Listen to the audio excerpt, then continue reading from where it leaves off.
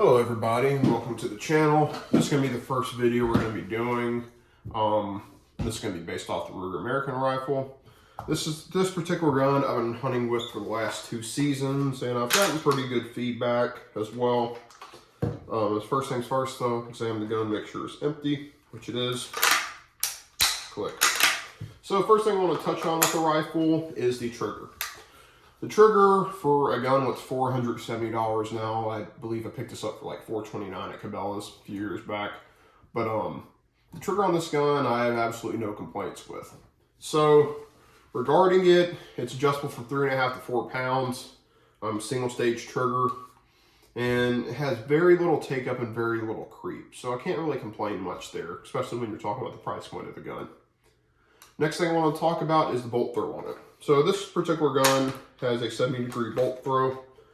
Typically anything less than 75 degrees is going to have 3 lugs. Most 3 lugs are going to be 60 degrees though, but this one has a 3 lug. So that 70-degree bolt throw, you may be asking, what does that do? So as you can see here, you get a lot better clearance regarding the scope and the bolt handle, and just makes the action a little bit quicker to cycle typically. Although one thing to note on the 3 lug actions is after you fire the gun, so you go fire, the lift up to initially reset the firing pin is going to be harder. But, I mean, everything does outweigh that though. I love 3 lugs personally. Next thing to touch on is the accuracy of it. So this particular gun is chambered in 270. I have got outstanding accuracy regarding its price point. Every load I've put through it has been sub MOA. So I've done the Hornady Super Performance 130 grain, done the Nosler AccuBond 130 grain, and I've also done the normal whitetail and the Federal Fusion 130 grain. Although the only thing I have tried is 130 grain. I think that's kind of the sweet spot for the 270, but that's just my opinion. The best accuracy I've gotten though is with the normal whitetail loads. The normal whitetail, I've gotten a 0.64 inch group at 100 yards with 3 shots. Nothing to really complain about there. It exceeded my expectations with the accuracy, so that's another pro for it. Next thing to discuss is the weight of the gun. So the weight of the gun from the factory, I want to say it's 6.2 pounds. It's very light regarding what it is, and also if you top a scope on it, it's going to bring you hair over 7. So if you're doing any public land hunting or have a far walk to your stand, or just walking in general with it, doing spot and stalk hunting, it's going to work great for you. Very light, 22-inch barrel isn't too cumbersome where it hits on every tree branch like a 26-inch would with some of your Magnum rifles. Just a great overall length and is relatively compact. Next thing to discuss is the budget friendliness of the gun.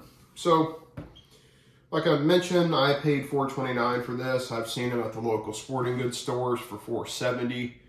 In the same price point, you have the Mossberg Patriot, you have the Savage Axis, and I believe those are only 2 that are kind of close on the price point. So, have dealt with both of those, the Mossberg Patriot and the Savage Axis.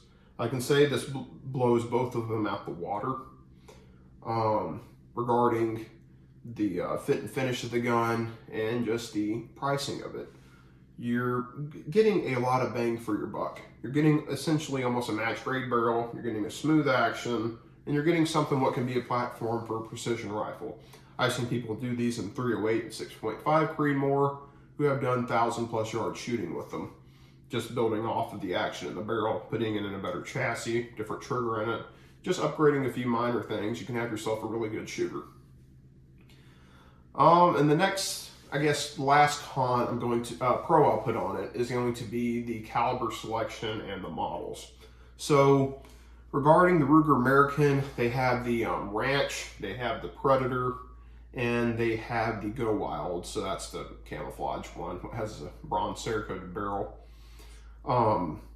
And they also offer them in a number of chamberings. You have 5.56, you have 300 Blackout, 6.5 Grendel, 6mm Creedmoor, 350 Legend, 450 Bushmaster, 7mm Rod 8, 30-06, 308, 270, 243, and 300 Win Mag, and there may be some others that I may be missing, but you get the gist of it. They offer them a wide range selection, different range configurations. The ranch model in particular, this is my 450 Bushmaster. I've taken a hog with this, but not anything else yet.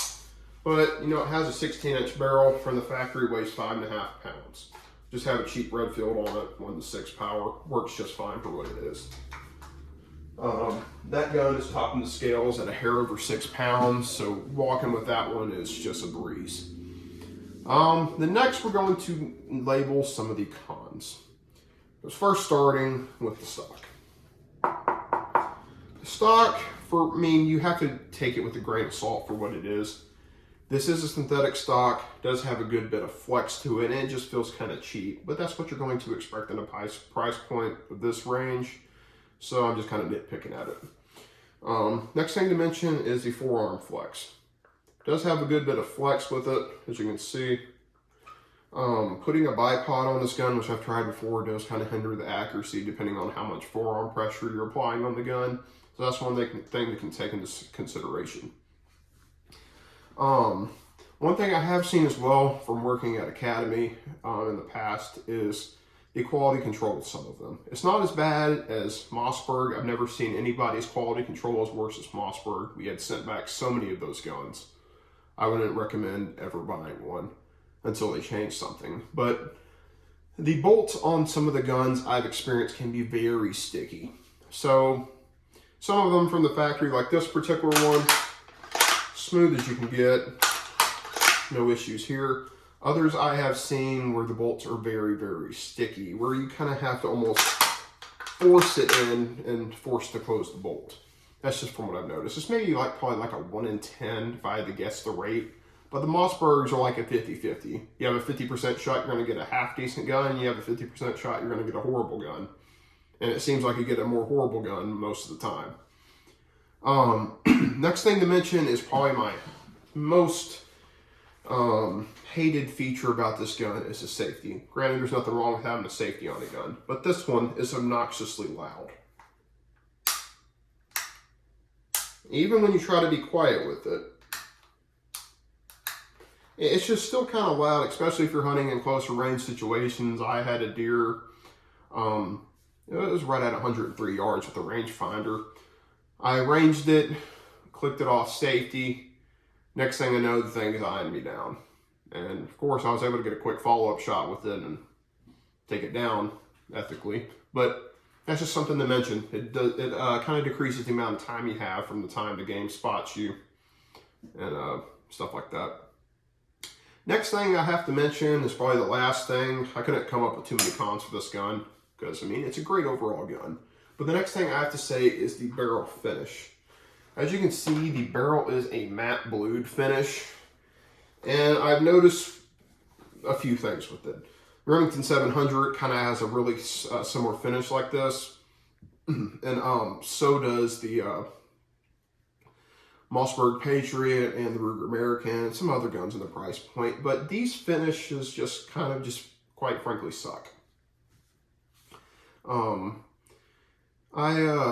This past season, I took it out. It got a little bit of rain on it.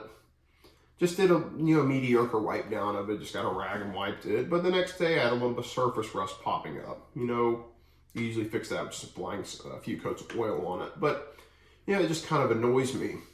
Just you have to deal with stuff like that. It just makes the gun a little bit less weather resistant.